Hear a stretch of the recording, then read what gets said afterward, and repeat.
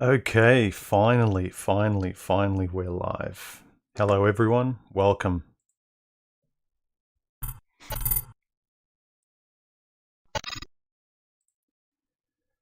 Okay, welcome. Sorry, 1 or 2 minutes late. Technical difficulties. Let me know if you can see me and hear me properly. Seems fine on my end. How is everybody? Let me just pop out the chat so I can read all your comments a little bit better. Hey, Quasimandice, how are you, man? A lot of people have been asking me about you. And what happened to your channel? But maybe you'll drop into the chat afterwards and you can tell people yourself. But good to have you here, man. Hope you're well. Donna, Farrell, David. I'm just reading out some of the regulars. Tristan.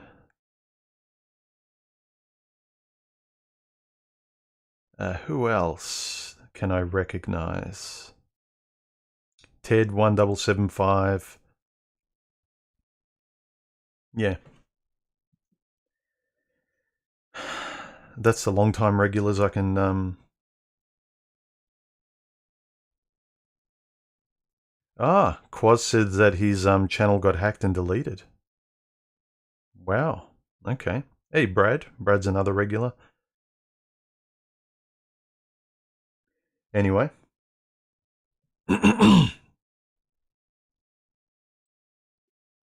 Let's get into the stream and let's not waste any time. Remember, if you want to ask me any questions.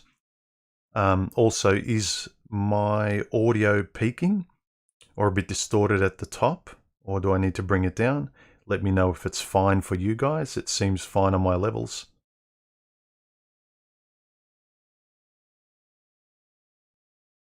Okay. Firstly, for the gear I'm using, for those of you who care, MXL 990 condenser microphone with a Rodecaster Pro. That's about it. Running, streaming through Streamlabs OBS. And I'm not doing any processing through Streamlabs. It's all being done through my audio interface, the Rodecaster. So, thanks to all the comments this week from the recent videos. It's really appreciated. I'm getting into more both interesting for me topics, but I think topics that force us to really look at axioms and like really firm beliefs we might have seen as completely true for us in our 20s. And it makes you think sometimes, are we operating under the certainty of who we were 10 years ago or 15 years ago? And given that certainty and those boundaries, we learn to protect ourselves, rightly so, sensibly so.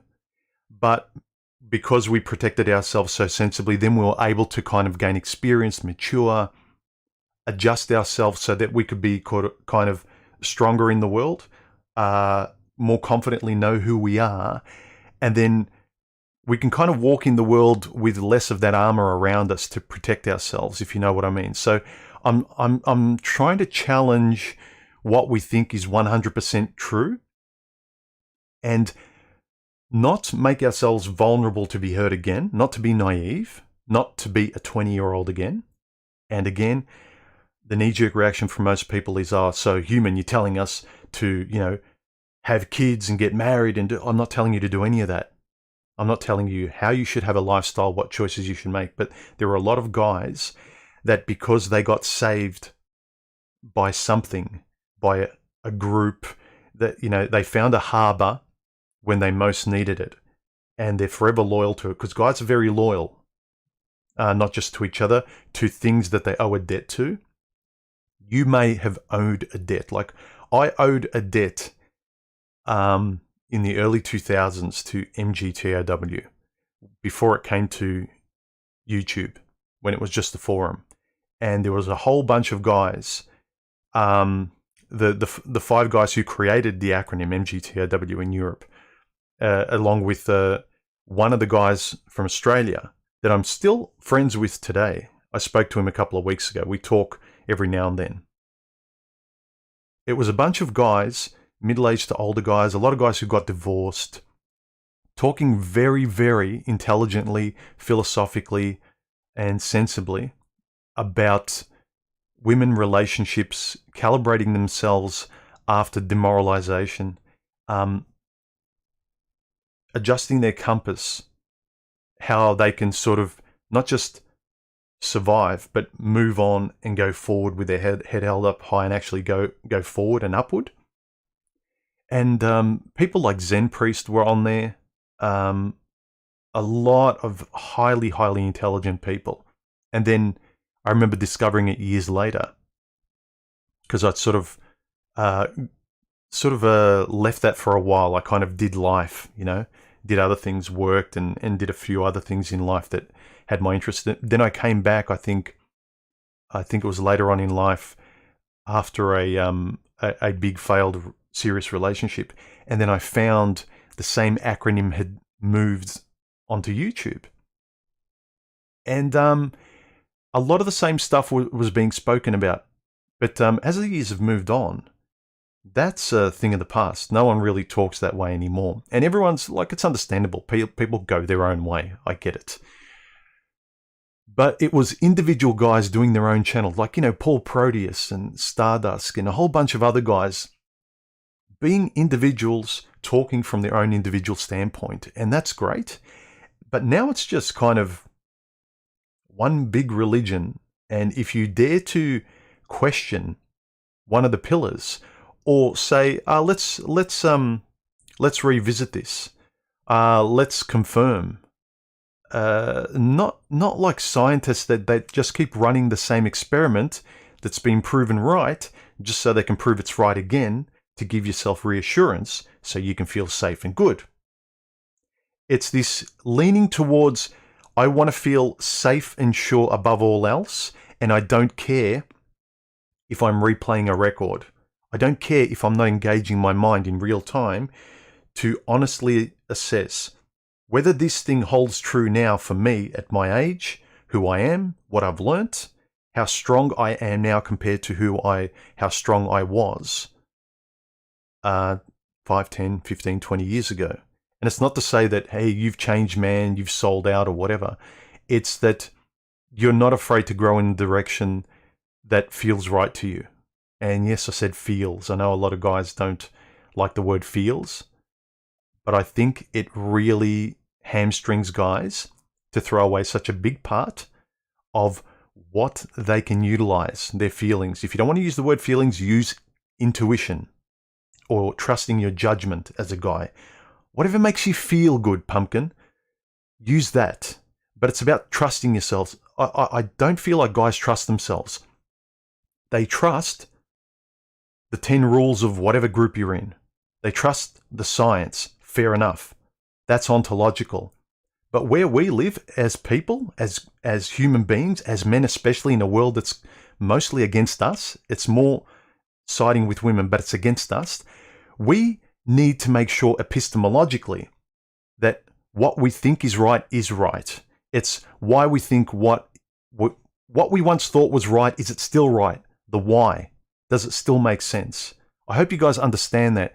So I kind of predicted that the videos I'm starting to make now more and more, guys are going to have the knee-jerk defensive reaction is, I'm going to get a lot of those, so what you're telling me, human, is, those kind of guys that infer something from what I'm saying because they're starting to kind of look sideways in the mirror and they don't want to face something that they might not be 100% sure on, or they're defending something that's like a religion to them.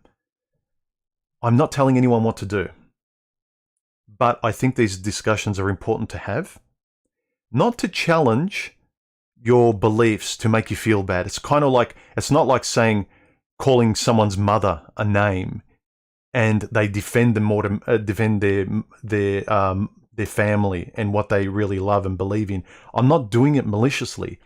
I'm bringing up a subject. I'm not making it personal. It's not about you. This is about me and how I think and feel about the subject. If it makes you feel something defensively, I think it behooves you to ask yourself why, especially because I haven't insulted you personally. I've never made it personal to you as a person, yet you're being defensive as though you're defending your mother and I've disparaged her or something. So I think maturely, for us to move forward on our own confidently, we need to let everything not affect us unless it's something personal that really matters to us in our proximal lives.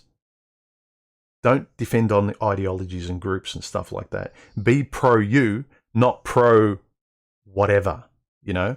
That's not going to save you. You are essentially on your own, aside from the people in your life that you can count on, that you consider as friends. Some of them might be online as well, but don't befriend a distant friend, which is the group. They're not going to save you. When you need a couch moved, as Stardust, I think, said, they're not going to help you.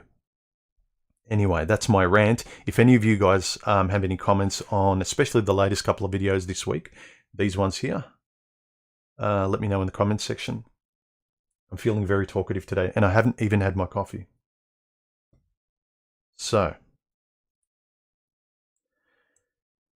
let me see. Let me see the comments.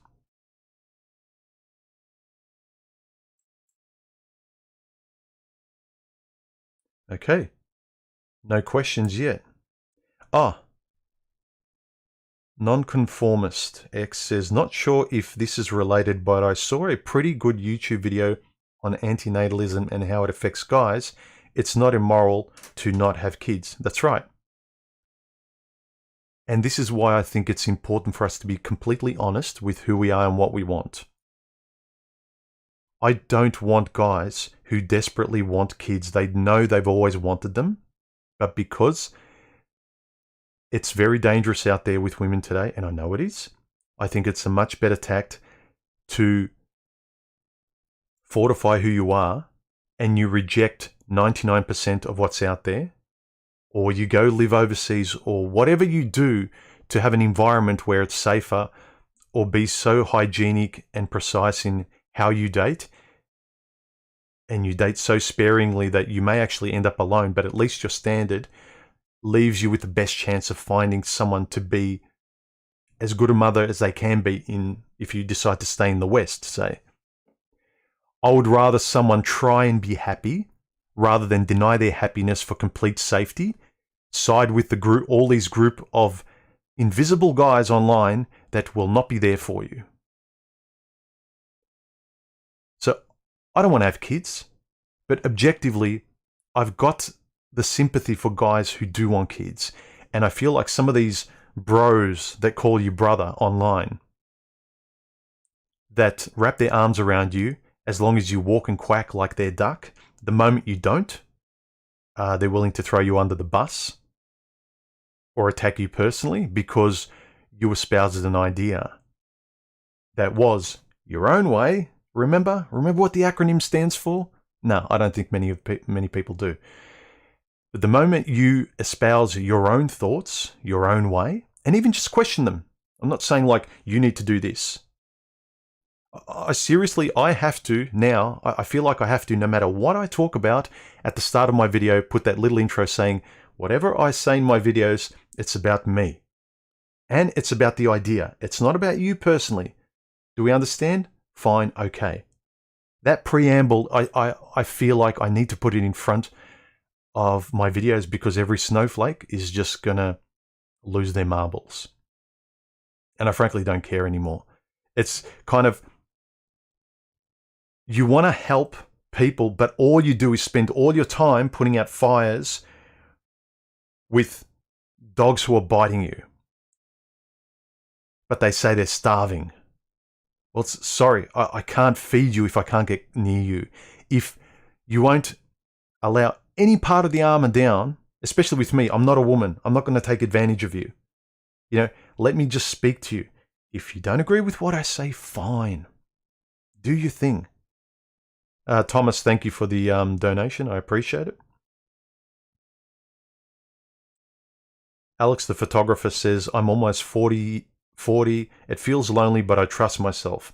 Having other people in my life is a complement to my convictions, not a medicine to my solitude, which I enjoy. Yes.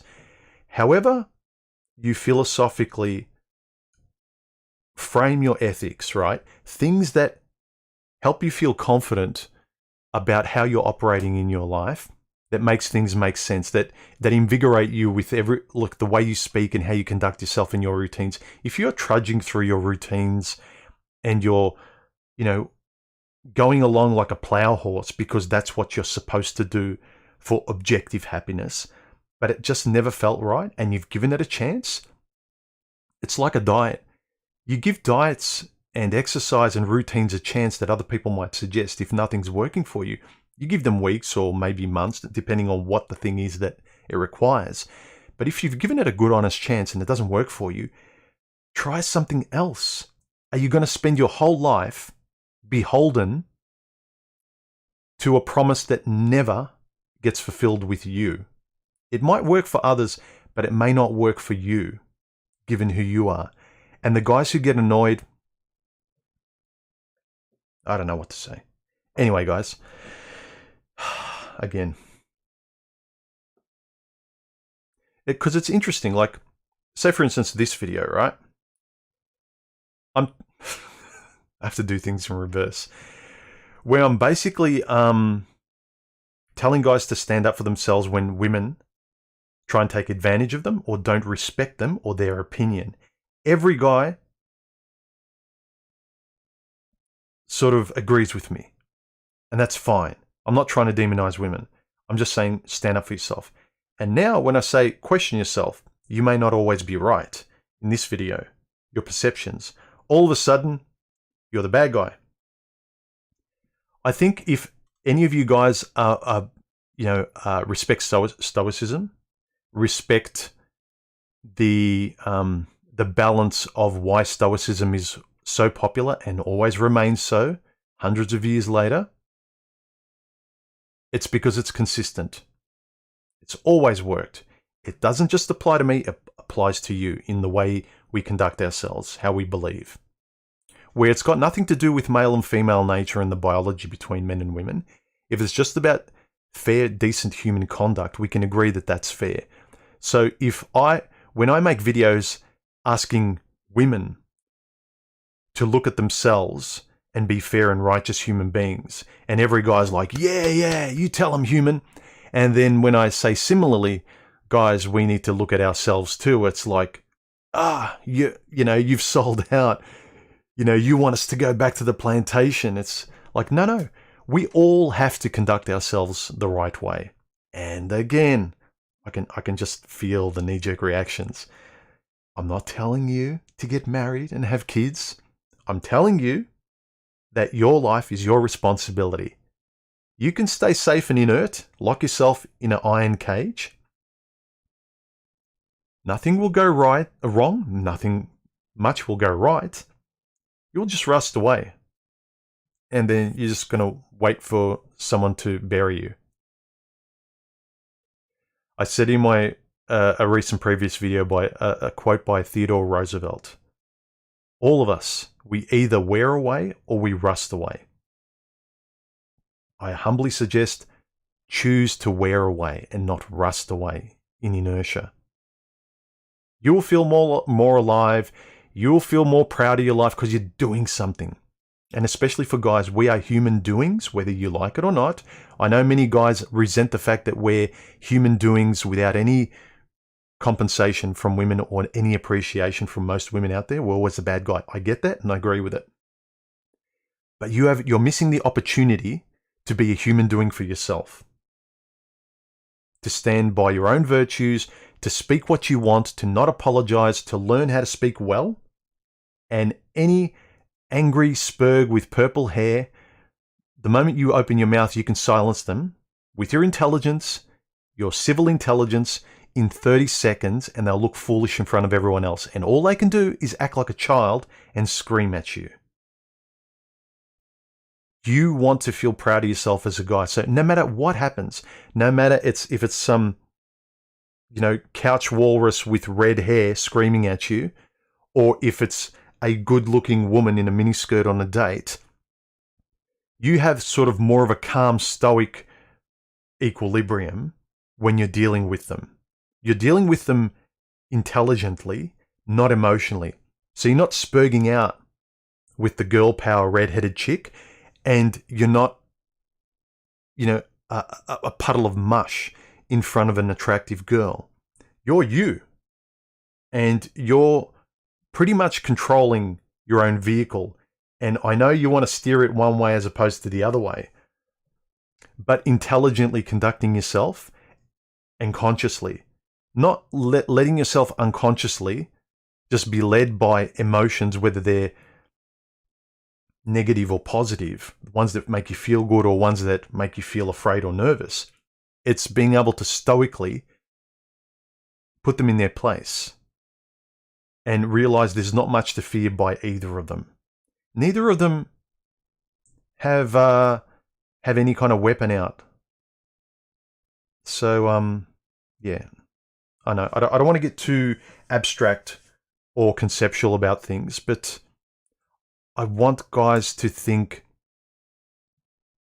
individually and consciously and cooperatively. If you're engaging with other people and they're frustrating you, the most control you've got is how you conduct yourself. Very little of it has to do with them. You can walk away. You can say something and walk away. You can keep your honor. Very, very much of your life is up to the way you conduct yourself and how you speak.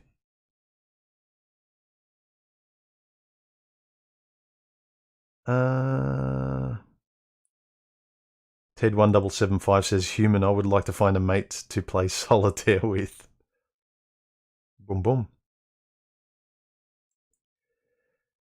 Crummy VCR says, I understand people's baselines and reproduction relationships, but isn't it better to not just be basic and try to set the bar higher?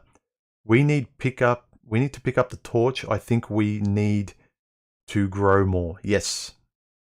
I think we need to get rid of a lot of fear, and we need to feel alive, proud of ourselves, and again, less and less fear in our lives.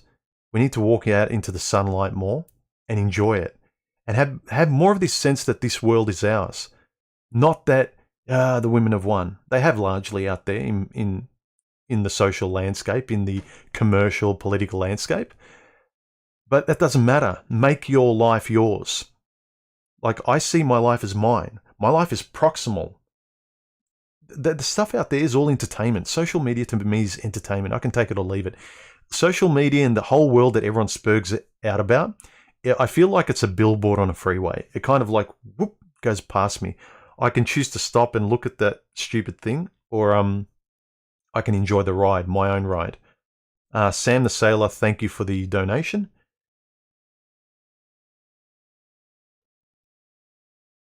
He says, this is humans' experiment. Consider your response is the result. Yeah. This is my own video journal.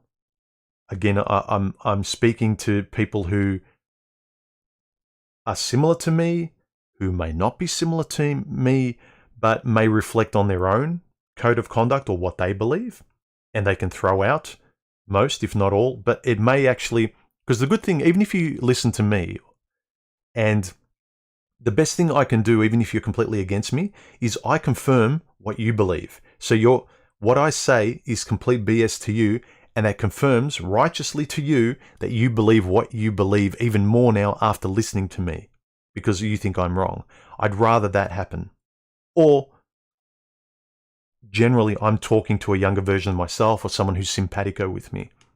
Someone who's open to working themselves out.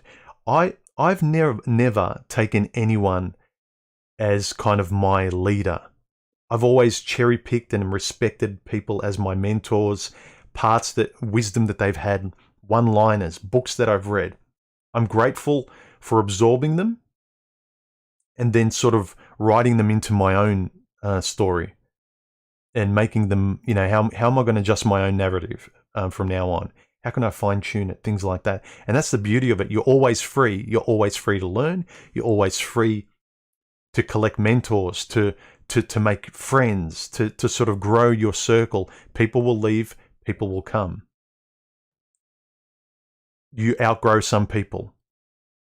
But the people who want to make an effort and stay in your circle, and you want to make an effort and stay in their circle, you will.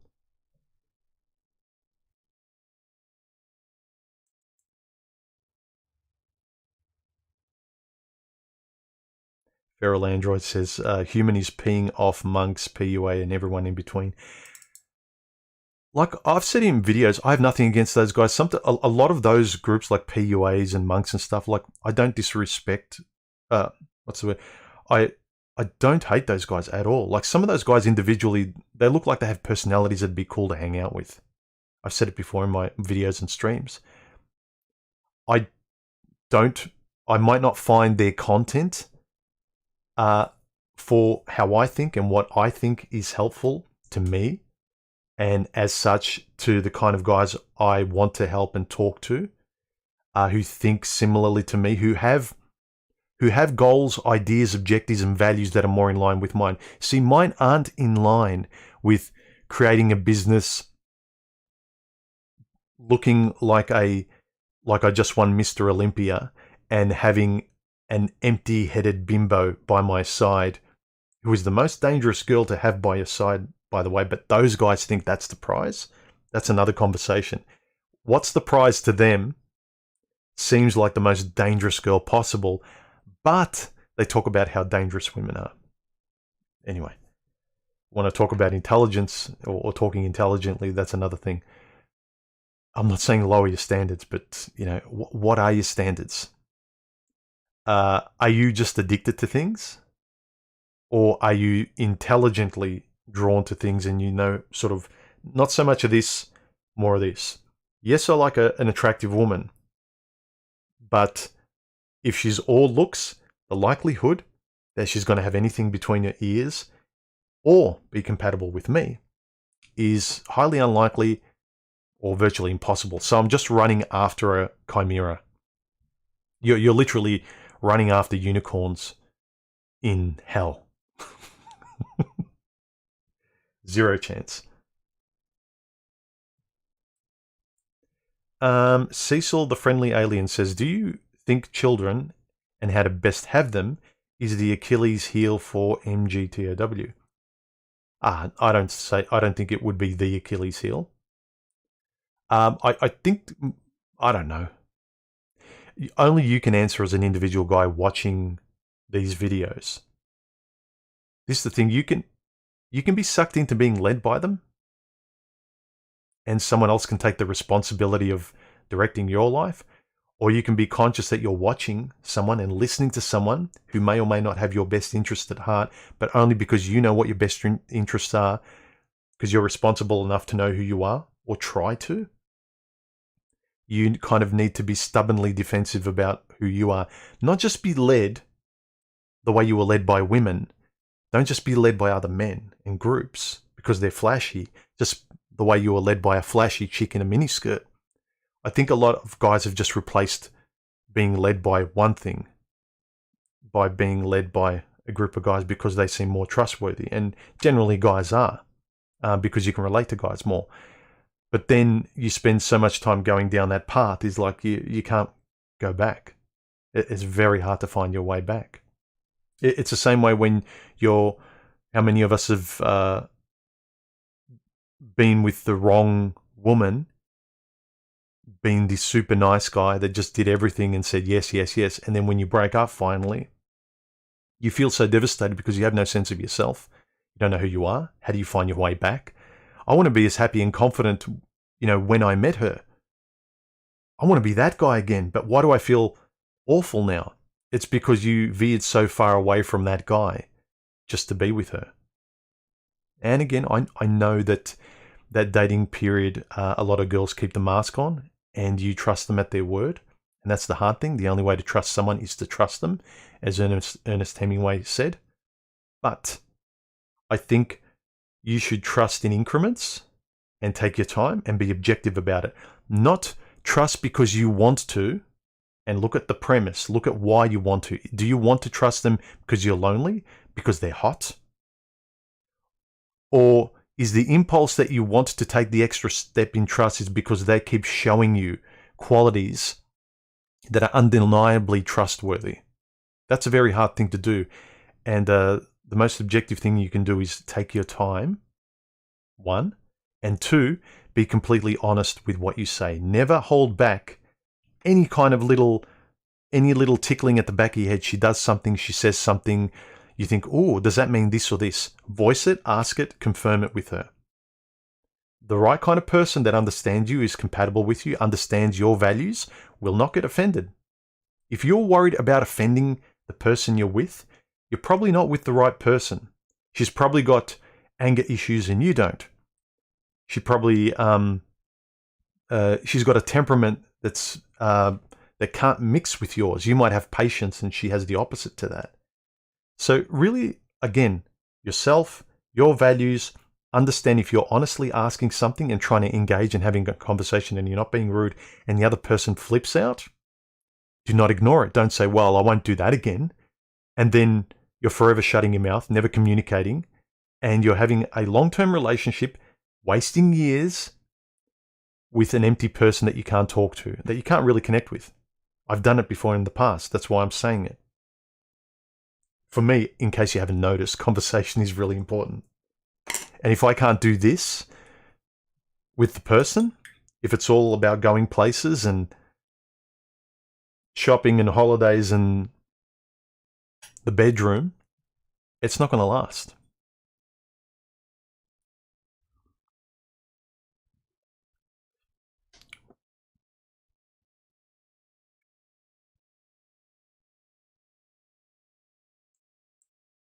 Feral Male says, I tend to agree with Human on most topics. I suspect most of the angry monks are not monk by choice. Maybe, maybe not. Again, I wouldn't know unless I talked to a specific person that labeled themselves that way. Just in the way that whether someone labels themselves MGTOW or not, when I talk to them, I can tell if we're simpatico about how we see things. You can label yourself anything, but you're completely different people. Again, the same way I can label myself a guy that's open to a relationship, and a girl can label herself as she's open to a relationship, but doesn't mean we're compatible. It's the same way which guys you find. You're having a relationship with that group, whether it's PUA, MGTOW, monk, name your BS acronym that doesn't fit you. If it matches you as an arbitrary way to kind of find people that you can sort of share a campfire with and discuss things with, that's fine. But always remember, you're an individual sharing time, attention, and experience with somebody else, right? If they're not, if it's like, you need to empty yourself, memorize these lines, and then you can come into our church and, sing the gospel along with us. It's like, I don't have any interest in that. I don't have any interest in guys who want me just to support their football team of the Jets, for instance. I'm interested in the sport of football. I'm using an analogy, right? I'm the kind of person that's interested in the sport so I can understand it because it's beneficial to me. I'm not interested in your mascot. I'm not interested in the Jets or the Tigers or the Eagles or the Bears or whatever cartoonish and childish t-shirt you're going to put on and face paint and go rah, rah, rah. I'm not interested in that. I'm interested in the sport and the way it's applicable to me, because I want to maybe be one of the athletes, or I want to be healthy in the way that those athletes are. I'm interested in the sport, not the team, not the mascots. You can F off with all that. Like, I get annoyed with it because it doesn't help anyone. We're all playing video games with stuff that's very, very important and should be. But a lot of guys, and it's not that I bemoan the popular channels. It's great. Grow your channel. But the most popular ones are entertainment-based, pretending to be informative. Not all of them, but most of them. Especially about these subjects. If you're just doing entertaining content, it's entertaining. But if you're recycling the same 3 talking points and you never talk from your direction, like it's not just about how bad and stupid and ridiculous other people to make yourself are, even if it's justified to make yourself feel good, let's turn some of that humility back onto us. It's not forcing everyone to be humble. Take the responsibility of everyone needs to be stoic and intelligent and shape up, and women need to raise their standard. Okay, if your standard is there as well and you want that standard matched, I can understand you complaining about that as long as you're also talking about how objectively that makes sense. But if you're invisible and it's all about them, it's not about you. You don't have a concept of yourself, and it suggests to me you don't have a concept of who you are, what you want. And it doesn't surprise me where you're an empty person going on dates with empty bimbos, and empty people are just using each other's bodies and using each other afterwards. And then you're complaining about, oh, can you believe she did this? She broke my heart. She betrayed me. She lied. She's like, what are you talking about virtues where none of you are operating under a virtue-based system when you're getting together with people? You don't care about your own virtues. Why are you asking her to have all the responsibility of that? When you have it, then it's righteous that, no, either that person has it or they don't, or I'm not dealing with them. Then you limit your chances of being taken advantage of.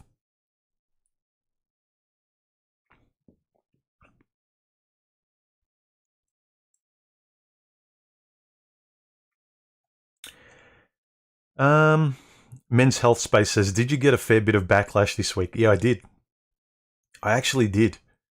I made a response video. It'll be out in the next day or two.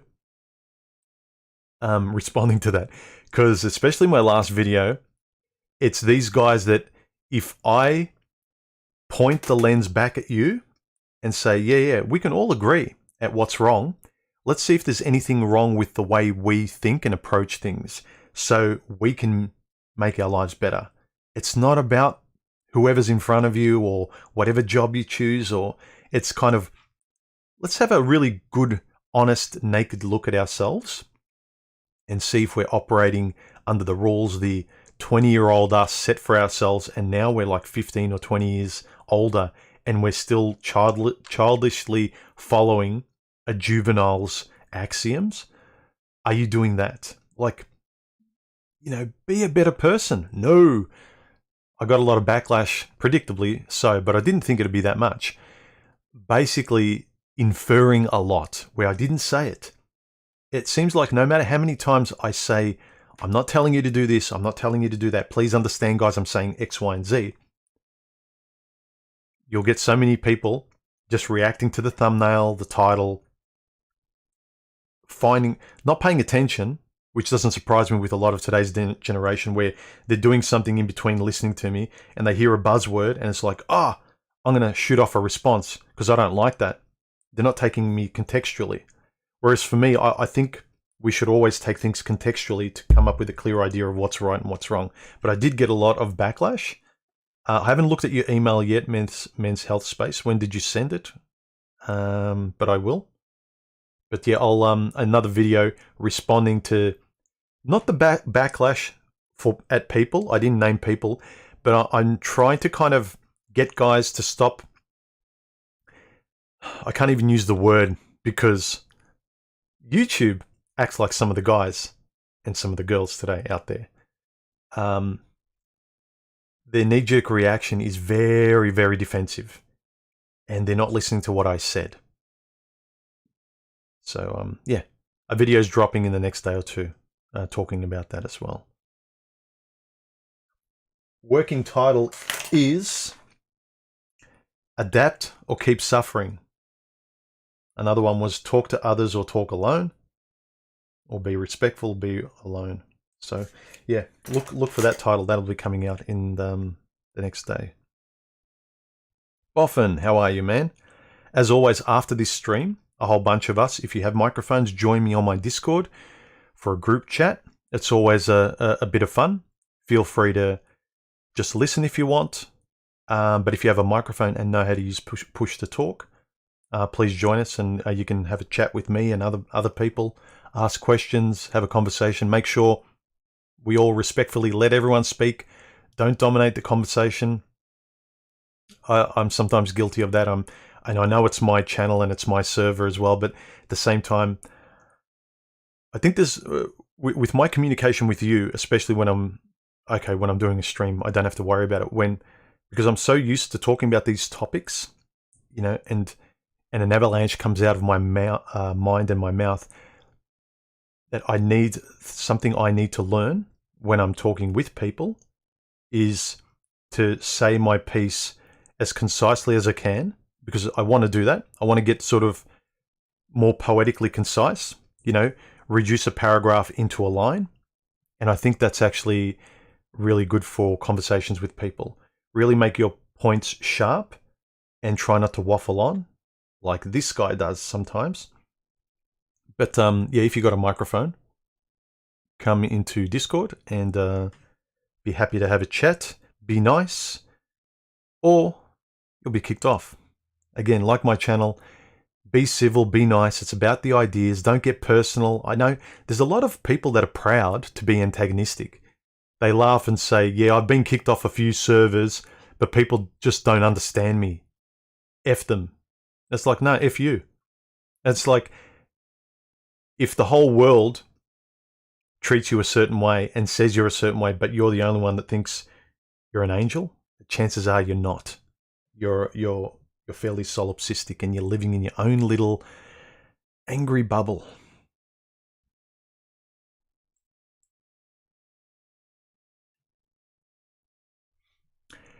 Jane says, what's going on with the time? This was going to be at 10. Really? I set it at 11 my time.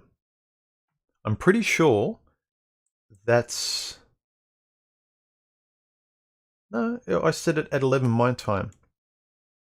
I usually, when I set my videos, I say check your local time, because wherever you are around the world differs from where I am in Victoria, Australia. This is a Bricko. Thank you very much for the donation. I appreciate it, man. He says, getting angry by something and you're not even part of the conversation is the SJWs in a nutshell. Yeah, the SJWs and all of those snowflakes, they get annoyed when you say that their football team is not the best, or you don't even have to say that their football team isn't the best. All you have to say is like, I like this football team, and they will think that you hate theirs. It's the way the way people are sensitive tells you a lot about them. People's equanimity tells you a lot about their character too. How they can be calm and sensible when they can very quickly non-react. And it's admirable. It's like, well, I've noticed it today as well. It's like when someone's calm, where I'm usually used to them reacting like snowflakes, and they don't, it's like, wow, okay, that tells me a lot about your character. I respect them a bit more. Because usually just the topic makes people go ballistic or makes people's faces go red. I mean, where does it stop? Do I not talk about Pepsi because you never know? You know, Alice over there, her brother choked on Pepsi and passed away last year. You know, how personal does every objective topic need to be? Like, we don't... This is why the only content being produced now isn't intelligent. It has to be mindless. It has to be sort of teddy bears and, hey guys, and let's talk about positivity, and, you know, no one's talking about the shadow. No one's talking about all aspects, you know, the good and the bad. How are you supposed to avoid being taken advantage of if you don't talk about all areas of it? You, them, and then the conversation between the two of you. I'll tell you what happens is it pushes us further and further apart. Women stay in their silos, men stay in their silos, and then they make little silos within their silos. And it's like two different planets. that need to cooperate that don't, that eventually they'll both die out.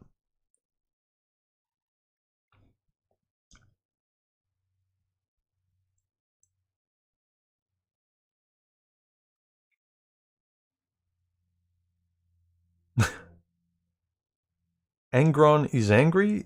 Thank you for the donation. He says anything personally challenging needs time to percolate through neural self-defense. That is a very good way of putting it.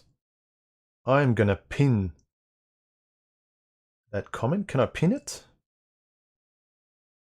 No. Why can't I pin a super chat? I can pin other people's comments. That sucks.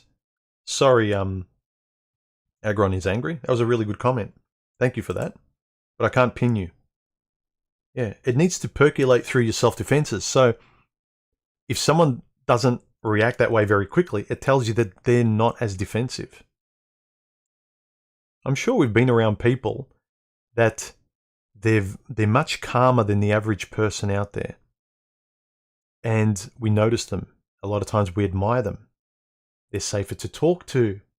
Remember? For a lot of you people who feel like you don't have a big social circle, people aren't accepting, they don't understand you. Do you have a lot of your defenses up? I'm an introvert by nature, but I always disliked the fear and resistance and that sort of stuff that kept me anxious and fearful and defensive. I didn't like that feeling. I want to be as calm as I am when you're playing video games, when you're drawing, when you're on your own, when you're going for a jog, when you're working out. When I'm meditative, I want to feel calm. I want to feel tranquil. How am I acting? How am I responsible for causing my own anxiety? Sometimes it's people. A lot of times it's how I react to people and how I don't allow how people are to affect me in a certain way. Most of the stuff out there isn't personal. It's how we take it. And it's another thing where if you really want a girl and she's not compatible with you, you'll make yourself suffer. It's like what we want as opposed to what's good for us and how we're being affected by it. If you objectively know, you know yourself and you know this person's not good for you, especially for long term, keep it as a fling, keep it as a distance, keep it as a friend, or keep it as nothing if they've got a lot of warning signs about them. Know thyself is the best way to have a hygienic life. T-Dog says, Human, why do you think that it is that so many people are so certain of their point of view these days and are unwilling to understand others? Is it fear? Yes, I was going to say that. The world has become very much more dangerous, and so as a defense mechanism, I think the natural impulse is to look for certainty. And a great way to be certain is to build up the defenses and be very, very black and white. Look, if you're in a battlefield, you don't sort of say, well, hang on, let's have a conversation. It's like, no, make a choice. It's fight or flight in a danger zone. And fight or flight is more conducive to a black and white way of thinking. When the environment is less dangerous, then you can kind of say, we don't have to move right away. Let's kind of discuss how we're going to move. Let's plan it out. Let's build a map. When you're in the fight or flight dangerous zone, that environment, then it's like, I can't think, I have to react. They're keeping people in a state of reaction rather than intelligent contemplation. We are not building intelligent maps by which we can actually go forward and adjust our lives to be better. We are kept in a nervous state of like flicking through feeds, attention deficit disorder, worried that every ex is going to be a narcissist, like defensive, fight or flight, fight or flight. No wonder everyone reacts to everything I say or you say defensively. Like a lot of people will get defensive if you say the word Pepsi because of how it affects them. Everything's personal. It's like it just feels so much like girl power today, everywhere, across the board. Remember the old saying with those women back in the past? The political is personal. Everything is personal to women. Women take everything personally. And men have started to adopt that as well. They've taken everything personally. Everything is a personal reaction. Every topic about an idea is taken personally. Well, I'm offended because I don't believe that. I don't care how you feel. It's like I'm talking about an idea. If I talk about mothers in general, don't get annoyed. If I talk about your mother, that's another thing. You have every right to defend your mother because I'm disparaging her. I'm attacking her. Not if I talk about mothers, fathers, women, whatever, who cares? I can barely have a conversation with most women, and now it seems, and it's not just online, I found most men have absorbed women so much because it is a woman's world out there. I get why the absorption has happened. It's frustrating though.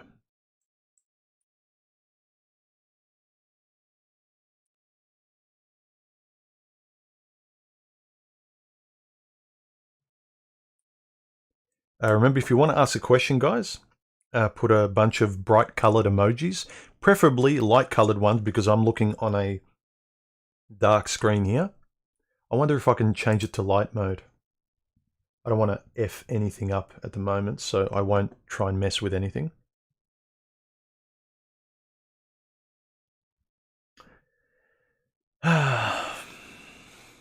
Okay.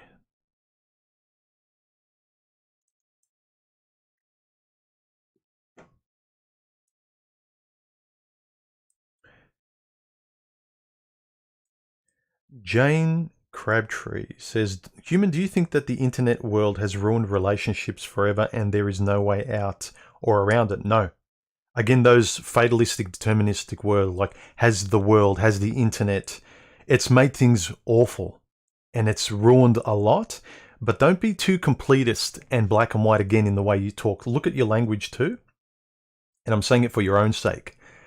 Don't take away hope from where in your life you can actually keep a sanitized world. Yeah, the world is less friendly. Change your world. It'll be a smaller world with less people in it. Maybe very, very few people, if any. But make it make sense to you objectively. Do you think the internet is ruining relationships forever? No, not forever.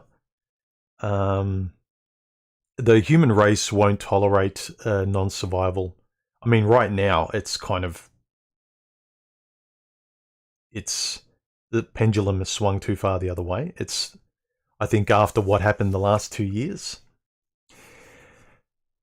I've noticed a few changes with people. I noticed during this last, can't even say the word, the crisis where we weren't allowed to move around the world and we're all confined to our countries and our states and our homes. I noticed a lot more channels, especially with women, saying, yeah, feminism was wrong. And it's like people are kind of now being sorry. The unfortunate thing with human beings, they don't want to self-reflect when times are good. They love exploiting. They're so fearful that they'll take more than they need. They'll exploit and walk all over people and feel good about it because everyone else is doing the same thing. And then when you can't do it, everything stops. Then it's like, oh, now we need to cooperate. It's like, well, we also don't have memories like goldfish. A lot of guys don't forgive women, especially the women in their lives. Interesting. Be responsible, guys, even in good times. This too shall pass. Not just bad times, good times too. So afterwards...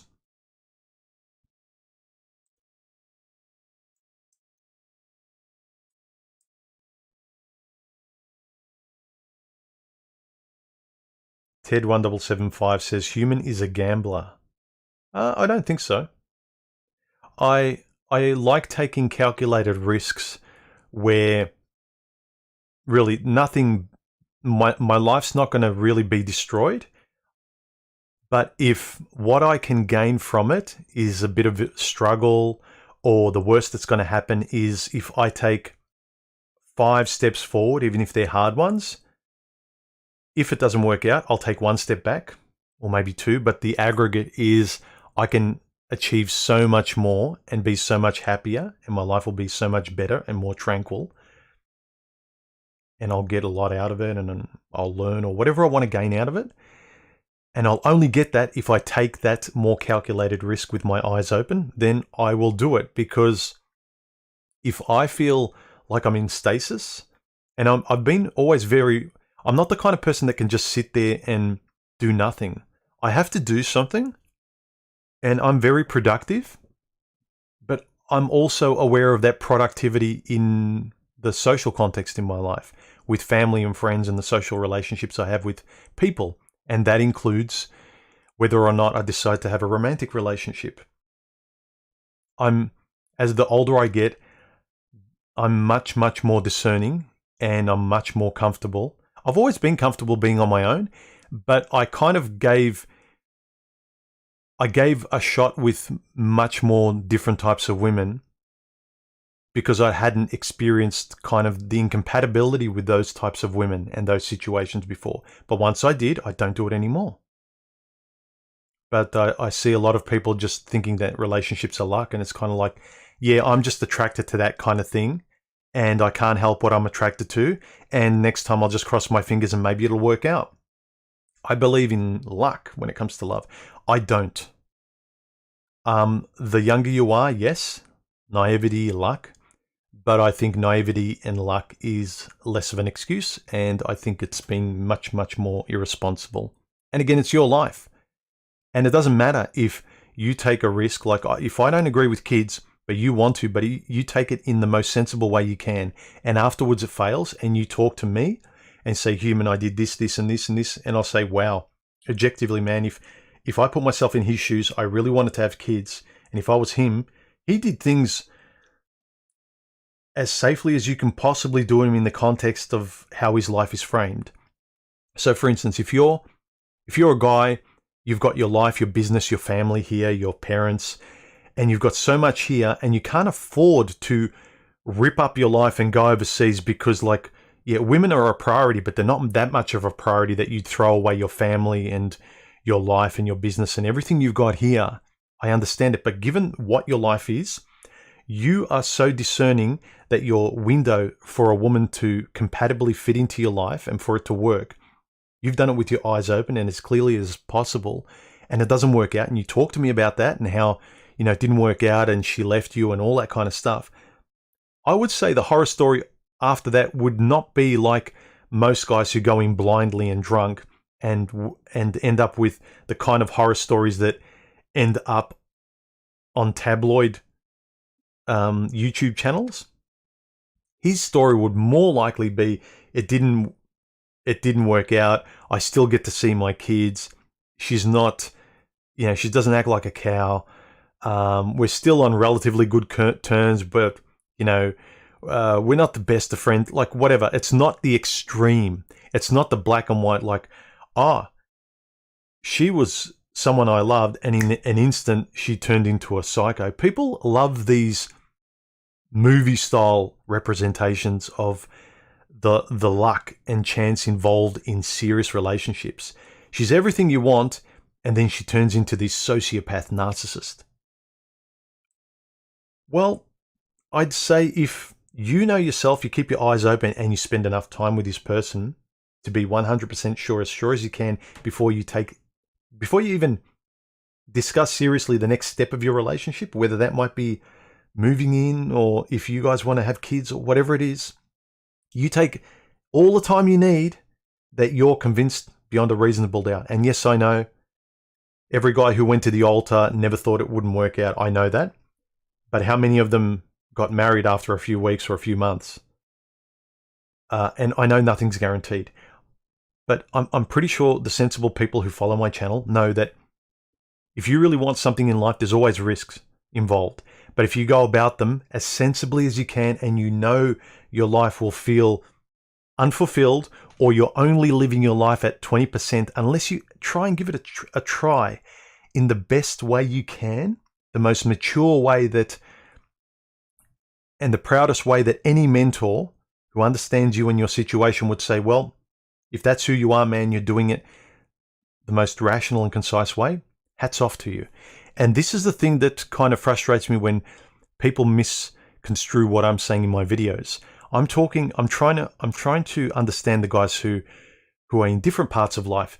I don't always talk about, even though I might reference examples of my past and what I think, I'm trying to be open to guys that want things in life that I don't want.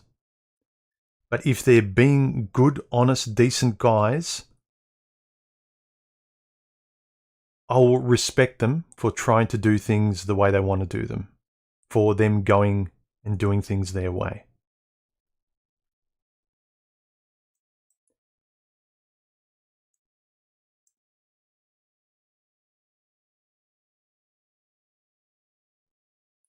Sean C says, I'm an older man in his 60s who has been single for most of his life. I don't live in an iron cage. It's simply a peaceful way to live. And good for you, man. I'm more talking about people who don't react the way you did. You're considered, you're respectful, you're not shameful. I'm not shaming people who know. It's like you're talking in a way that you know when it's not personal, and you know I'm not attacking you. I'm talking about the guys who are defensive, who always have their swords out the moment you talk about a subject. They don't think about the context. They don't think about that. I'm trying to discuss this topic because it's interesting. It's helpful to both of us. You may learn something. I may learn something. And we might get sharper in this. But whenever guys take their sword out to defend a topic as though it's a piece of, like it's the 10 Commandments. It's like, okay, keep your religion, man. I won't say anything against it because I don't want to have an argument. I want to have a discussion. I don't want to say I'm right and you're wrong. I want us to decide what is right for each of us. I want us to both walk away thinking, I don't want to walk away saying, yeah, I proved I was right. I'm better than him. He got demoralized. This isn't one of those clickbait videos where watch human destroy blah blah blah. I never want to be on a video like that.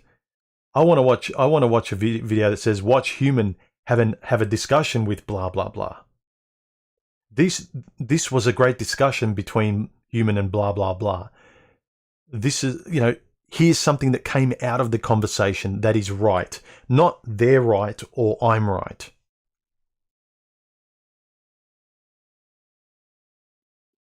Ted1775 says, human is on a rant here. Quasimandai says, it is essential to understand that the most basic human need is for connection. Yes, yes, with people, with ideas, with your own life, with what makes sense, higher purpose, whether it's your traditional man with a white beard in the sky, or if it's a more esoteric kind of more Eastern, let's say, point of view. It's the most basic human needed for connection. People seek power, wealth, status as tools to find connection. Yes. They're trying to forcibly, rather than relationally, shortcut their way to feeling good. They want the feeling rather than, and I don't want to use the word journey because it's so cliche, rather than the process, that the result is the good feeling. Blah, blah, blah. Often these tools can become the obstacle. Yes. It's not the goal, it's the process. The process will give you the rewards. What you get, like focusing on the target, I think frustrates people because there's so many things that can sway you off your target. Life in general. You're not a robot, so you're always probably going to miss your target if you're focused on numbers. You can control the process though. If you love the process, you love doing what you're doing, you love talking the way you talk, you love engaging in real time and relating to people, the result will be enlightenment through that conversation. The result will be you will get better. But if your target is I'm right and my 10 commandments and I'm going to fight people, you're forever clutching to the target of what will save you rather than the real-time conversation of what will connect you in life with other people and what will make sense. I'm not sure of myself as much as I can be. Like, I'm not perfect, but I'm not sure of myself in the way I talk because I've got these targets I'm attaching to, because I'm like focusing on them. It's because I'm speaking in real time to you and I'm aware of what I'm talking about. And if this was a conversation, I listen to you and I reply. I listen, I reply. This is a real-time relational conversation with the topic at hand. It's not about the target of what you hold as your mother or your ideal or your religion, things like that. You want to relate to people, let go of your target or your immovable, axioms. Because all you're going to get is echo chambers. You're going to embrace echo chambers, but not embrace people. You're going to embrace abstract, safe places where nothing will hurt the little boy, but you won't have adult conversations where the adult can actually grow. Why am I so deep today? Sorry, guys. Maybe it's these videos this week, but it's coming out, so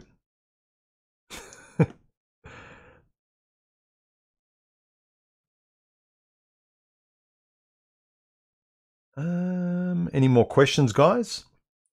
We've been going for an hour.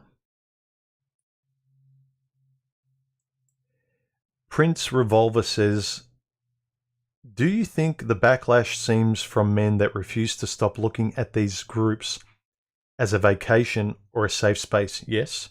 Instead of putting their beliefs into action. Yep. That's a good way of saying it. I've used the analogy, and I think I've used this analogy a lot. I'm probably known for this a fair bit, is that make sure you're not on vacation, that you're at home. And I used it with women and dating. A lot of guys feel great on the vacation with someone, but they're not really a place where they can live. And I feel like some of these guys they're at the vacation of PUA or the vacation of MGTOW or whichever group it is. And there might be a great bunch of guys there. Guys with really good personalities. Like I said, there's a lot of guys with these popular PUA channels and more tabloid-style channels, sorts of channels that make fun of look how stupid women can act. I like the guys. Some of those guys I could have a beer with. I mean, I don't drink alcohol, but I could have a drink with. But make sure that you don't misconstrue the vacation, the group, the place for the people, the guys you're with. The guys might be, why am I so orange? The guys might be great that you're with, but notice how great they are if you actually start talking and saying, how about this? I know generally we think this, but could it be blah, blah, blah, and just see if the knives come out. Are they only good guys as long as you read from their 10 commandments? Okay. Let me turn down the saturation. Yep, that's better. It's better. I was a bit too orange.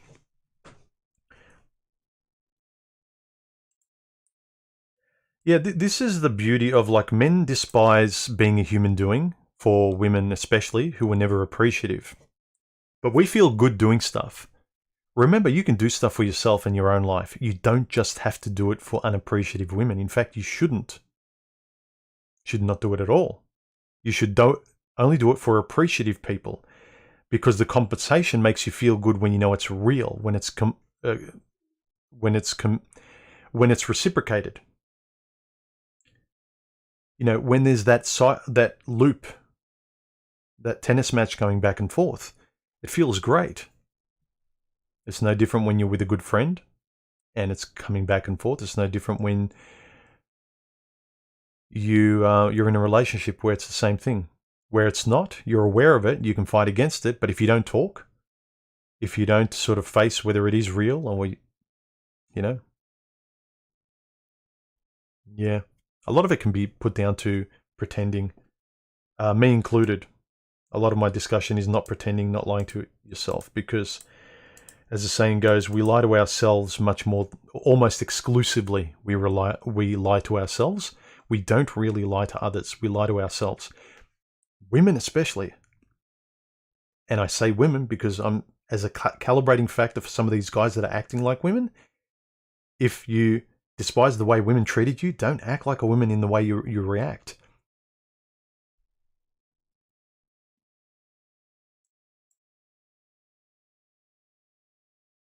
But yes, definitely putting your beliefs into action seems like something that a lot of people don't want to do.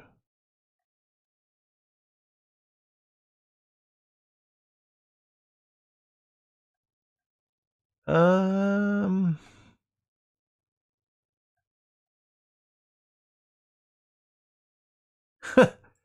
2 cents worth says, Human, do you know if Quasimandias is fine? His channel is gone. No, Quasimandias is actually in the chat. He's fine. His channel just got hacked, apparently, and deleted.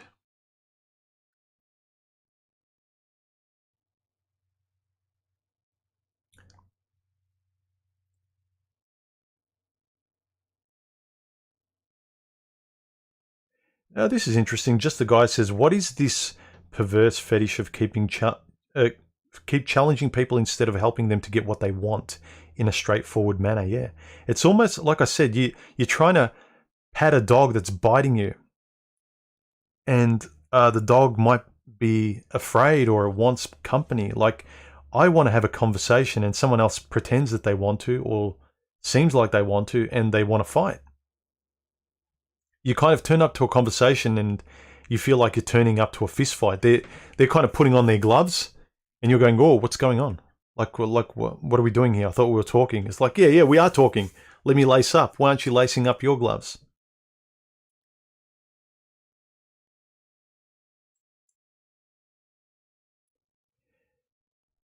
Bobby Barrow says, Human does a great job at being balanced and listening to others. I think it's because I was always tired of others not listening to me. And I realized that the fair thing to do is try and treat people the way I insist that they treat me. And then when they fairly don't, I have every right to walk away and not have anything to do with them and voice why they're being unfair, rather than getting frustrated and fight and use their stupid weapons of, being childish and hiding what they feel and expecting me to read their minds and vice versa.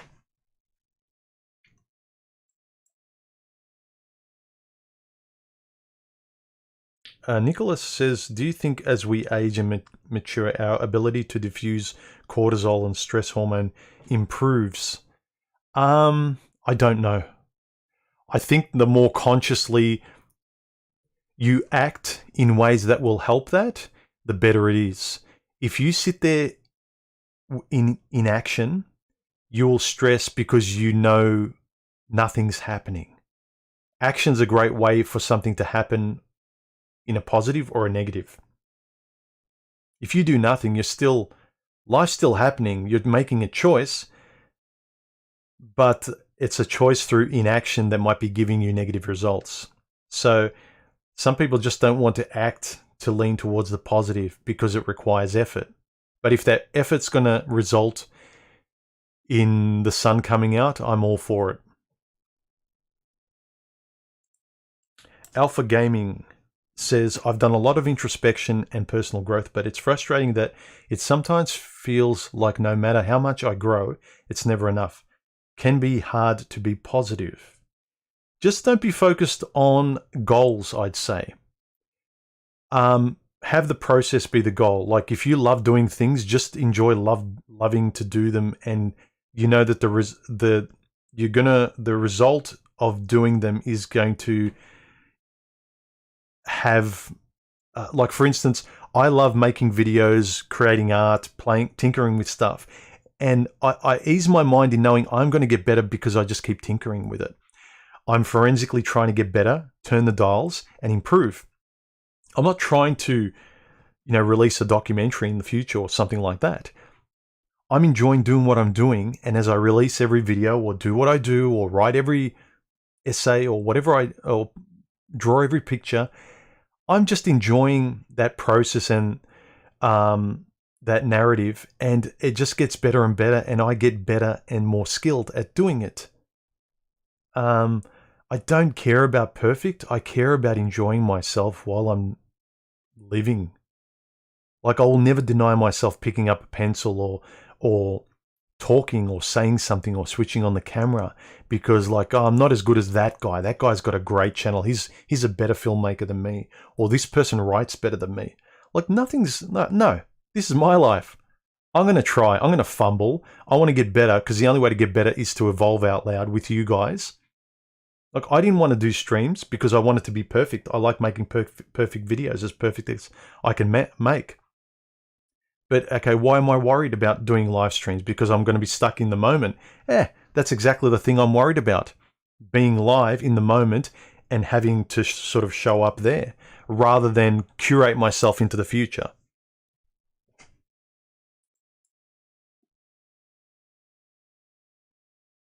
The image is a bit oversaturated. Aesthetic choice. I think I've turned it down. The colors, it was oversaturated, you're right. Especially when it gets darker, you can really see it. But where I like my exposure, it's okay there. Actually, let's let's not muck around with tech. Hit the like and subscribe button, guys. I might try a different color profile next time. This is the color profile I fine-tune in most of my videos, but I can spend my time fine-tuning them. But because this is live, the natural lighting of the window and outside, like the white balance changes depending on cloud cover and sun intensity. So I can't really control that. Channel 1800 Dumb, thank you for the donation. He says, saying hi human bro, oi oi oi mate, hope you're okay after the op. Much respect. Thank you very much for the donation, man. Yeah, I'm doing fine. Another checkup next week. Went this past week to the surgeon just to have an initial look. Everything looks all right. Next month, another look with scans, and then the plan for what's coming in the following month or so in terms of putting the implants in. So I don't have to wear this thing anymore.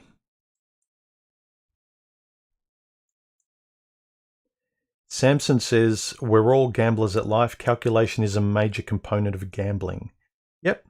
And not necessarily, if you don't want to look at it as gambling, like to sort of some of you that are more sensitive to the term risk, it's kind of constant adjustment because your body's changing in the same way you can't eat and like the physical side of you can't operate the same way you were when you're a 20-year-old.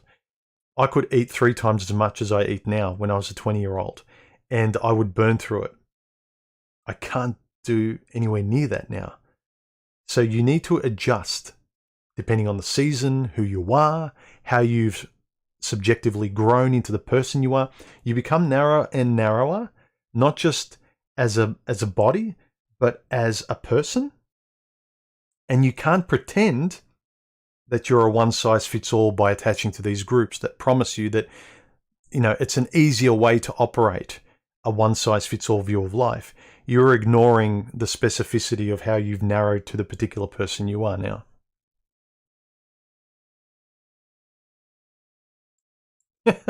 Spec Ops 0000 says, human, you just haven't found the right one, LOL. I'd say most of us haven't found, if you want to talk about the right one in terms of life or anything, whether it's your lover, whether it's your job, how many of us are 100% happy? How many of us can sleep 100% well? How many of us, our habits are locked in organically, just kind of a well-oiled machine? And how many of our habits, choices, people, routines, what we have in our lives, how many of them could be lubricated that much better and fine-tuned if we actually did adjust and found that right dial and that right dial and this right dial, and maybe our way of thinking about those dials could improve everything. It's interesting.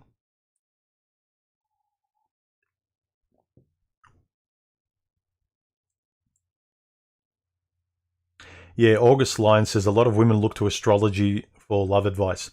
This is another way of you knowing where you stand as a guy. You might think, I'm in touch with deep thinking, right? And then you go on a date and she's like, yeah, you got to treat people well and stuff. But unless you can actually talk about it properly and you know yourself, her language might be crystals and energy and, universe and things always happen for a reason. And it's kind of like, whereas your language is stoic, it's more consequence based. It's like A leads to B. This statistically, if I do this, this is the way my life will balance out. So your philosophical way of speaking and understanding is very different from hers. But on the surface, you can both fool each other because you want each other. And you'll say, oh yeah, she's deep. No, she's not. She's deep in the Oprah way, but you're deep maybe in the, I don't know, more in the stoic Tony Robbins way. I don't know what combination you are. So understand, again, another reason to understand yourself. Corey Chang, thank you very much for the donation. I really appreciate it, man. You are the best.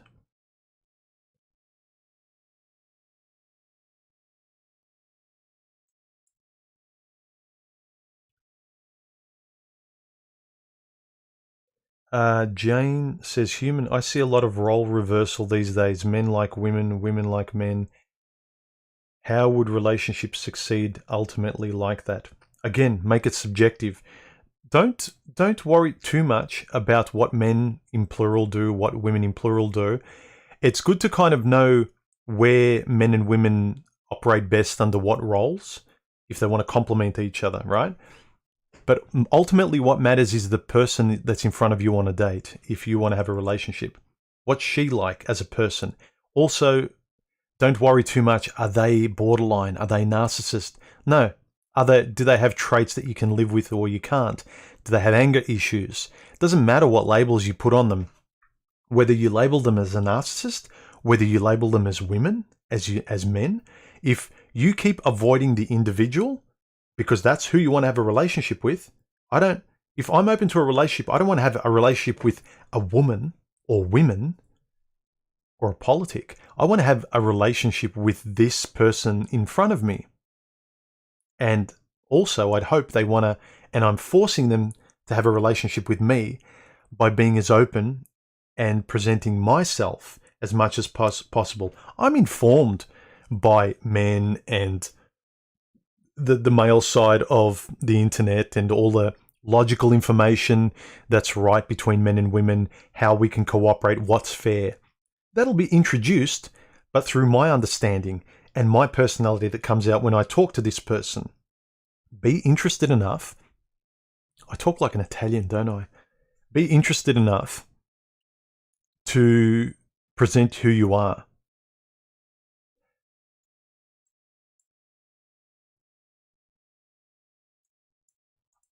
I learnt a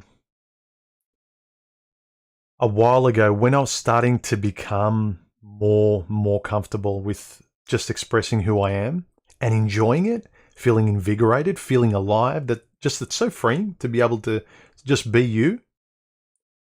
You start noticing people appreciate you. But also, I noticed, especially in my 30s, when I started to be more and more this person, I'd go on dates and I could tell, not just by sometimes they'd blush or they'd laugh, and you could tell them loosen up and be free, and I'd give them permission to let themselves out as well. It's a way of disarming people, not because I want anything out of them. It's a way of like liberating people so you can show that just be yourself, and whether we're compatible or not, it doesn't matter. What's most important, that the moments in life that you can feel most alive. So even if I can try and feel most alive by being as honest as I can all the time, another person might take me the wrong way, and then there starts to become an impasse where, okay, this person really isn't for me. But you discover that by both of you having the courage to kind of just be open. There's no real downside. You may not get to be with a person for long, but the more you can reveal the bad and the good, because if you meet someone, you don't want them just to respect and understand all the positive and neutral parts of you. You want them to also understand the equilibrium of your shadow, of your deficiencies, of your fears, of your insecurities. You want them to understand the totality of you, not the polished version of you, which is what a lot of these chads teach, is like always maintain this kind of alpha frame. And in the moment life kicks you in the stomach, you know, your father dies, you lose your job, like something really demoralizes you as a guy, as a person, and she sees this different side. It's like, well, I don't like that. I like the superhero. I don't like Clark Kent. It's like, well, that's part of the same thing. Bad analogy, because Clark Kent isn't Superman, but you know what I mean. So it never sat right with me, guys who think that saying things like just let go and be yourself is like a glib, airy-fairy self-help term. To me, it's kind of courage to be the person you are around your family and friends. Hopefully you are that way around your family and friends. And there's no reason you can't be that way. In fact, you should insist that you are that way on every date. And don't overcompensate. Don't turn the volume up and exaggerate who you are because you're afraid. But really genuinely just, and it helps you to relax as well, because you're used to being you. You're not used to being on a job interview with your suit and tie on and wanting to get the job. That's where your insecurities lie. And if you get the job in the suit and tie, pretending to be the person that they want for the job, then you have to maintain that act to keep the job. And the moment you don't maintain the act is like you lose the job. And can you blame them? You can blame them when you showed up as yourself and then they changed, they took off the mask. Then you can blame them. But you cannot walk away from blaming yourself if you turned up with the mask.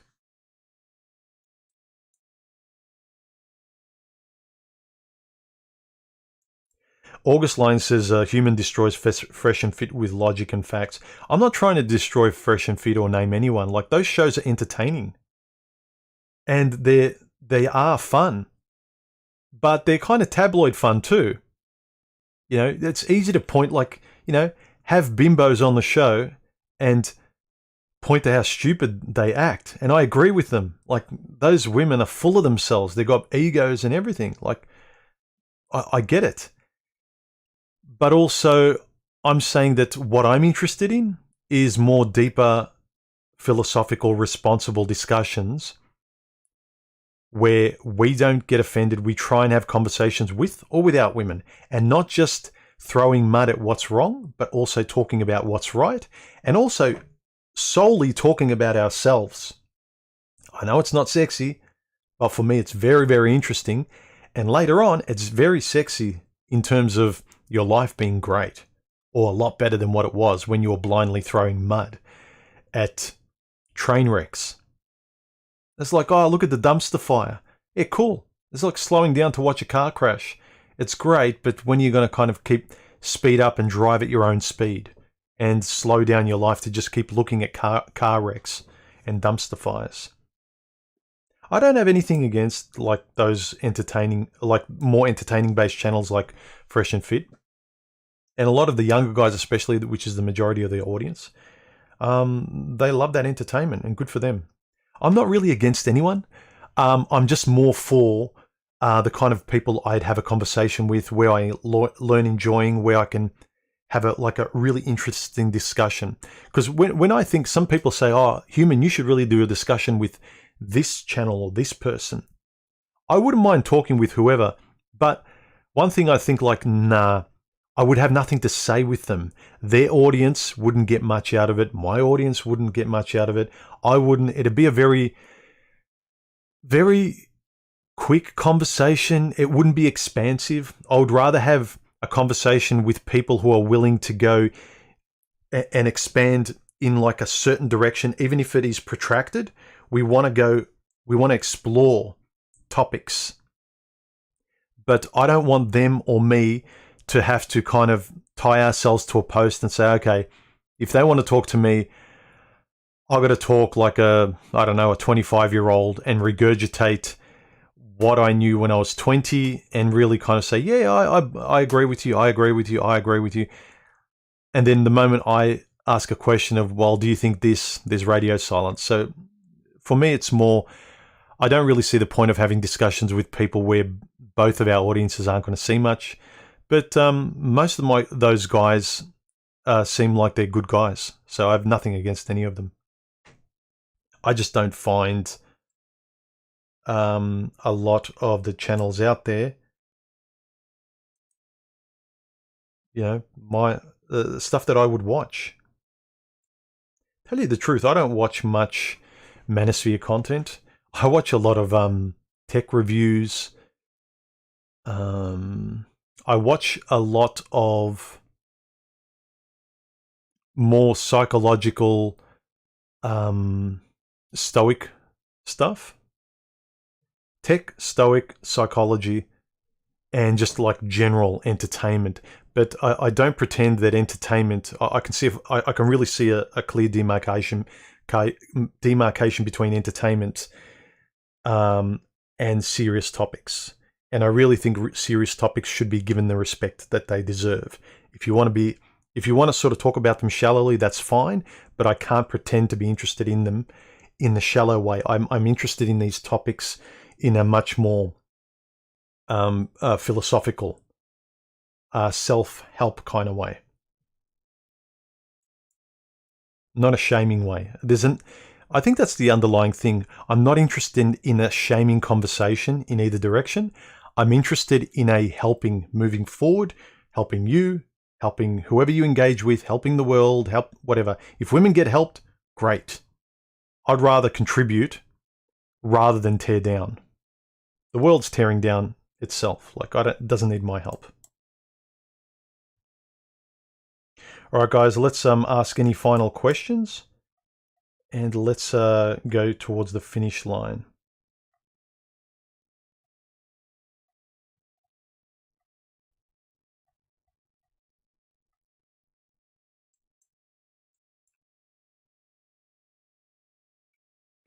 Scott87 says, Human, what's the best advice you can give young men right now? Take your time,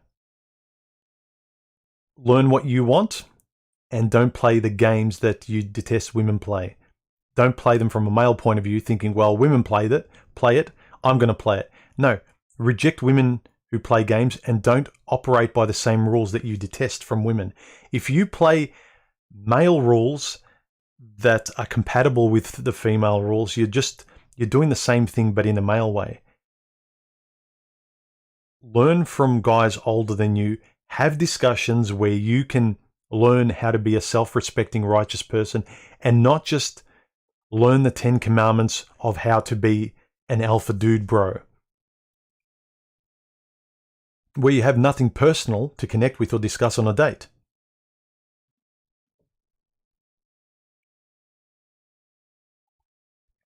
Take your time.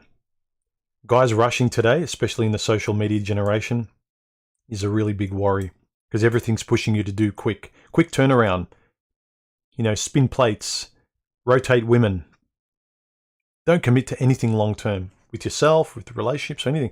Yet, rotating short term in everything you do, the short attention span of ADD with relationships, is the most dangerous thing you can do.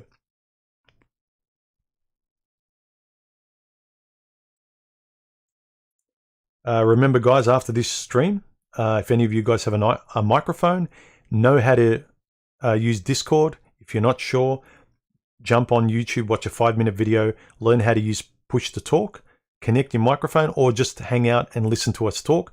There's a whole bunch of us talking on Discord after this. Feel free to come in, like, subscribe. Screen Eye says, would you agree that our independent way of living, our focus on individuality and freedom, contradicts the sense for relationships between man and woman? What could be the new common ground?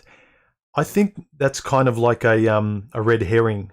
I'm not attacking you, but I think people think that. They are telling people to live individually selfish. I'm saying for people to individually understand themselves and then individually relate to people better. So your life, the value of your life is increased. The relationships are increased. So it's about individuals cooperating and being fair to each other, not an individual taking as much as they can from the world and saying F you to the world.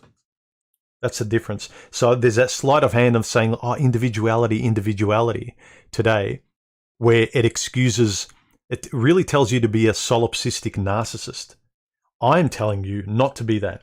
I'm telling you to be a responsible individual in a world of other responsible, cooperative individuals where every word doesn't make you crumble, where you can talk to each other, where you accept each other's individuality cooperatively and fairly, and you don't pull each other down. The way the world is pushing individuality is a non-respectful kind of way, where I only exist and I want everything else to disappear.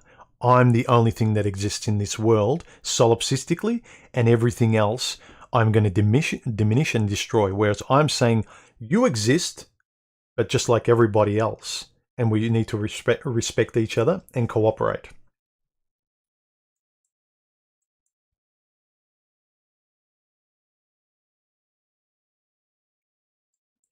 Black Magic 1087 says, human, if you don't exercise your beliefs, how can you hone them? Exactly.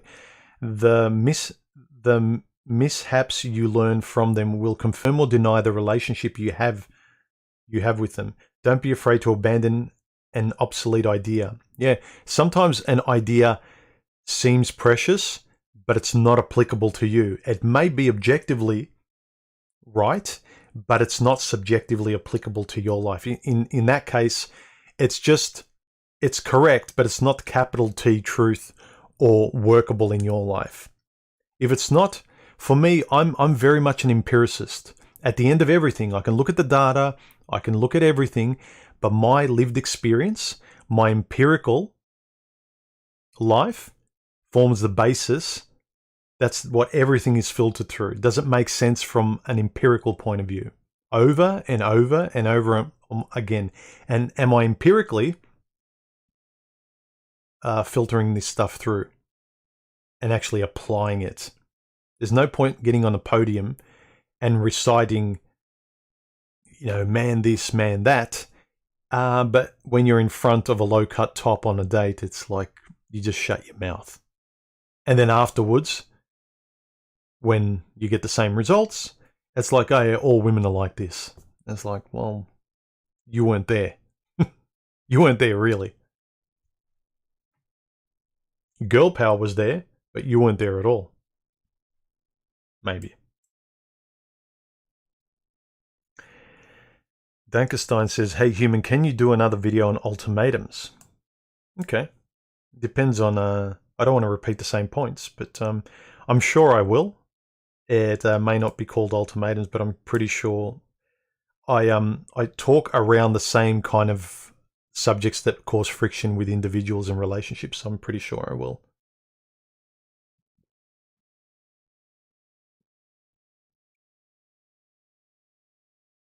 I don't understand some of the questions. Sorry, guys.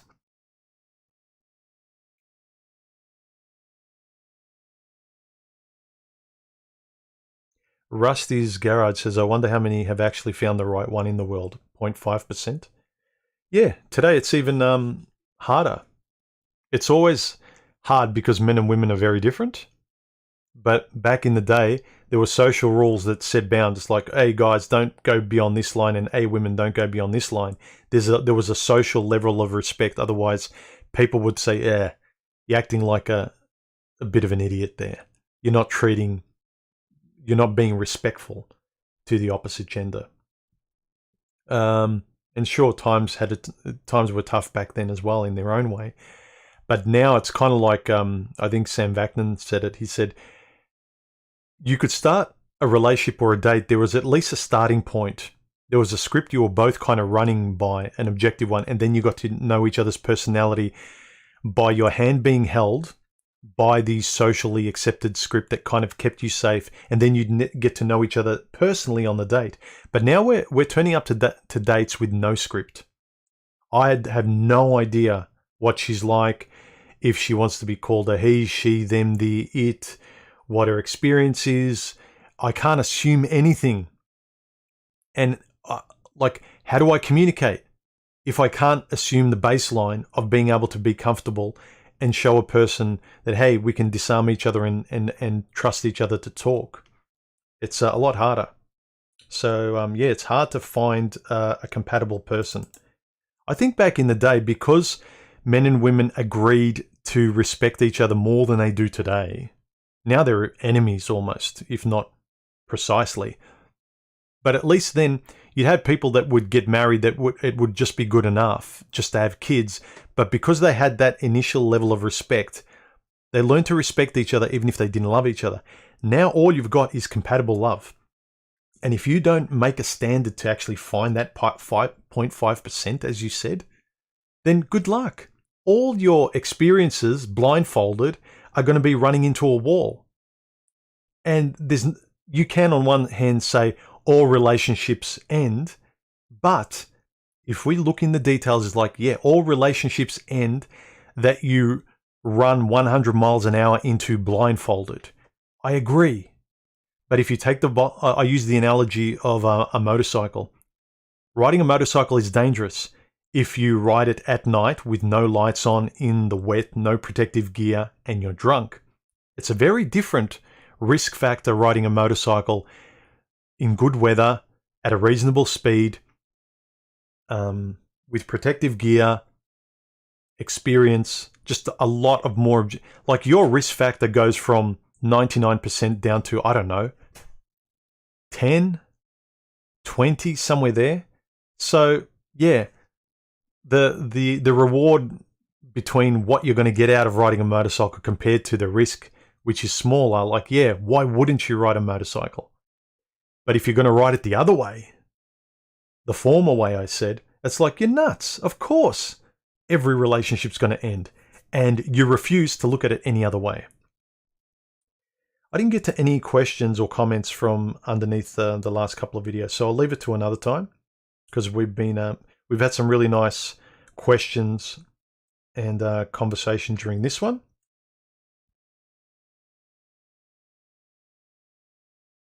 And again, guys, if you want to continue this chat, I'll see you in Discord. If you've got a microphone, be respectful, let other people talk, and learn how to use Discord, push the talk. Or if you want, you can just jump on and listen if you don't want to talk as well. Any final questions? Let's wrap up this stream, because I don't really want to go over 2 hours. Thanks to all you guys who donated and commented this week. There's some really nice comments, and I might actually read them out in a video on their own, because I didn't have time here, and I might put them up on the channel, or I might save them for next stream. But to keep the comments coming, but especially about these contentious topics where I know that there's going to be a lot of people that take me the wrong way. They're going to infer a lot of what I'm saying because of their own fears or their own biases that they're defending as a knee-jerk reaction. I think it's important for us. I don't want to antagonize anyone, but when I'm doing my best to make us face the reality of where we might be sort of tied to a post, and we're not recognizing the rope that we're tied to, it's a good thing. We can learn to untie it and sort of not be tethered as much. So anyway, keep the good comments coming, guys. Keep it civil, and let's make it more about making our lives better as guys, calling out the bad behavior, whether it's women or relationships or whatever it might be, but also reflecting about, well, this is the right way to go about it, as far as we can say.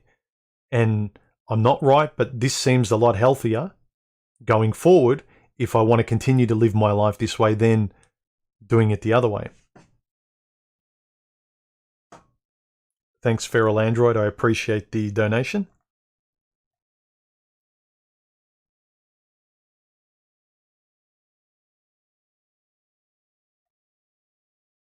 David says, it's better to respond rationally than to react emotionally. Thoughts? Yes. There are times where it's appropriate to act emotionally, like when someone passes away. I mean, there's times where you can comfort someone, but then there's times where you shouldn't either.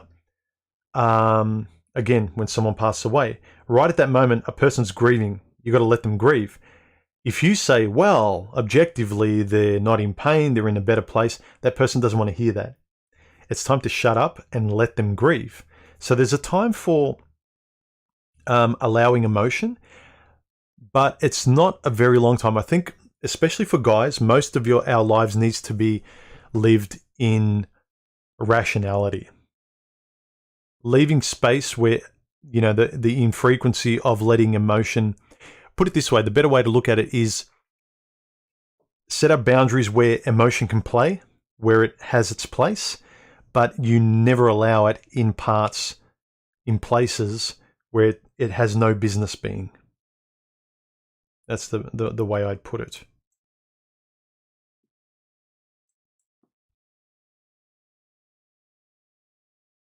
Remember to hit the subscribe, the like, comment, even if you say mundane things like ham sandwich or apple pie or anything like that, just so you engage with the videos. The robotic algorithm loves that. And for any of the rest of you with a microphone, join me and a couple of the other people on my Discord. Links below this video, I think, and also it'll be, the link will be in my about section on my YouTube channel.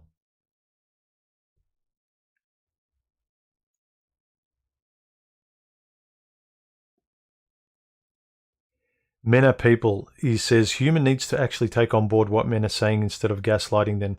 Read the comments in your latest video. I have, and I will continue to read them. But also men are misreading me too. Like I haven't actually said anything to anyone, and I'm not sort of putting down guys that say they've had bad experiences, they've tried, and now they don't want anything to do with relationships or women, they've been burnt, they had their kids taken away. Fully respect, right? I'm talking about guys that sort of attach to a group like a religion, and they talk through life via another person's or another group's way of thinking, and they're not really talking from their own words. I'm trying, I don't think, and I apologize if people take me the wrong way, but I also get exacerbated when I'm talking to a robot that's talking like a group and not talking like a person. But I will read the comments. I haven't sort of read some of the comments in the last day because I've been doing life. In fact, I've got to mow the lawn today as well.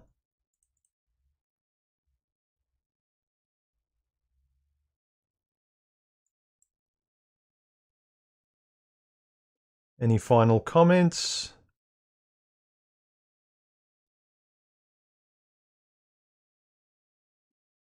All right, let's call it a day or a night where you guys are. The rest of you, I'll see you on Discord after this stream. And like, subscribe, support the channel any way you feel like, and I'll see you in the next video, guys. Have a good one. Bye.